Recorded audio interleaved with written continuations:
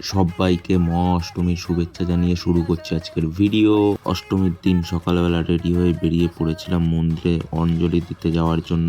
মন্দিরে এসে তো দেখি প্রচুর ভিড়, অসংখ্য মানুষ এখানে অঞ্জলি দিচ্ছে। তা আমরা ভাবলাম এর পরে যেবার দেওয়া হবে তখন আমরা দাঁড়াবো। তারপর একটু ফাঁকা হলো যখন, তখন চলে গেলাম অঞ্জলি দিতে। আর তোমরা মন্দিরটা দেখো, পুরো এরকম ভাবে সাজানো হয়েছিল।